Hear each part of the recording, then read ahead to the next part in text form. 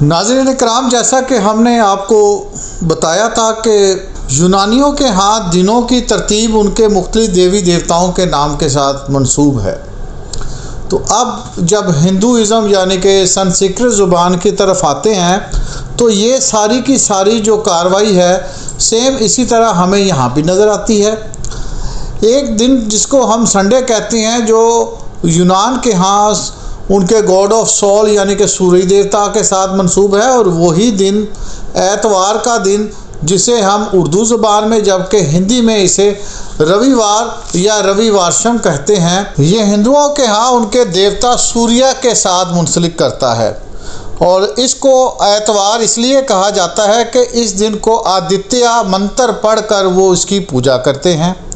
تو یہ دن تو ختم ہوا، اس کے بعد آتا ہے سوموار یا سوم ورسا۔ یہ دن جو ہے یہ اصل میں سوم جو سنسکرت زبان میں چاند کو کہتے ہیں، اور یوں چاند کا دن ہے، اور چاند بھی ان کا ایک دیوتا ہے۔ اس سے اگلا جو دن ہے وہ منگلوار آتا ہے، اور منگلوار سے مراد مشکلوں اور آزمائشوں کا دن ہے۔ اسی طرح اگلا جو دن ہے وہ بدھ ورسا یا بدھوار ہے۔ ورسا سے مراد دن ہی ہے جو سنسکرت زبان میں ہے، اور وار سے مراد ہندی میں دن ہے۔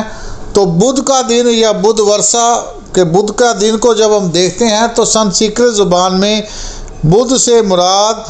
جاگا ہوا عقل مند اور سیکھے ہوئے انسان کے لیے استعمال کیا جاتا ہے، اور بدھ دھرم کا ایک خاص سبجیکٹ جسے بدھا ازم کہتے ہیں وہ اسی لیے ہے کہ وہ عقل مندوں اور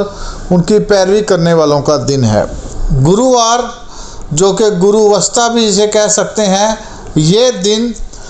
گرو سے مراد ایسا استاد، ایسا رہبر، ایسا رہنما جو چیزیں آگے اپنے لوگوں کو سکھائے۔ سنسکرت زبان میں اسی طرح شکروار یا شکر ورسا جو دن ہے وہ ان کے دیوتا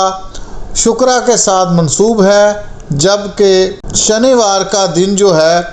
وہ ان کے دیوتا شنی کے ساتھ جڑا ہوا ہے، جو کہ سیارہ زحل کے ساتھ منسلک ہے۔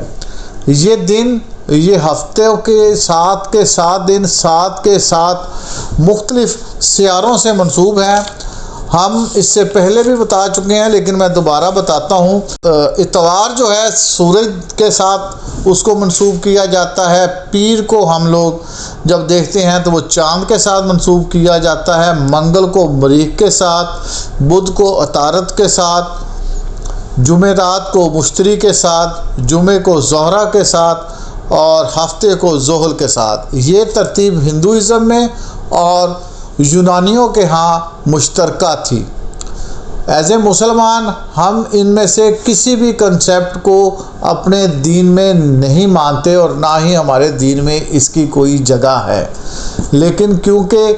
As a cultural, as a تہذیب اور ثقافت کے اعتبار سے ہم یہاں کے باسی ہیں، پرانے رہنے والے ہیں، تو بہت سی چیزیں جو ہندوازم سے ہیں اس کو ہم نے ایز اٹ از اڈاپٹ کر لیا ہے، اور وہ ہمارے کلچر کا بھی حصہ ہے، ہماری تہذیب کا بھی حصہ ہے، لیکن وہ کسی بھی صورت میں مذہب کا حصہ نہیں ہے۔ آپ لوگ اکثر یہ سنتے ہیں لکی 7، تو آخر لکی 7 ہے کیا؟ لکی 7 بیسیکلی انسان کی پہلی تحقیق تھی جو اس نے آسمان پر کی، اور اس کو یہ 7 سیارے واضح نظر آئے،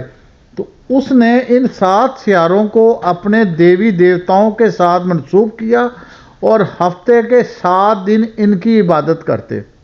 تو یوں ہر دن جب وہ اپنے کسی دیوی دیوتا کی عبادت کرتا تو اس کے لیے وہ دن لکی ثابت ہوتا، اس کے لیے وہ دن کارآمد ثابت ہوتا۔ تو کوئی بھی دن ایسا نہیں تھا جب وہ اپنے ان دیوتاؤں کو یاد نہ کرتا، ان کی پوجا نہ کرتا، اور اسی اعتبار سے پھر اس نے کہا کہ یہ 7 کے 7 دن میرے لیے خوش نصیبی کے ہیں۔ یہ الگ بات ہے کہ جو منگل کا دن ہے اس کو یہودیوں نے بھی، اس کو عیسائیوں نے بھی، اس کو ہندوؤں نے بھی، جو کہ چلتی آ رہی ہے ریت کہ یہ تکلیفوں اور مشکلوں کا دن ہے، تو اس دن کے حوالے سے وہ خاص پوجا کرتے۔ تو مسلمانوں کے ہاں کسی بھی دن کو اچھا یا برا تصور نہیں کیا جاتا، تمام دن ایک جیسے ہیں۔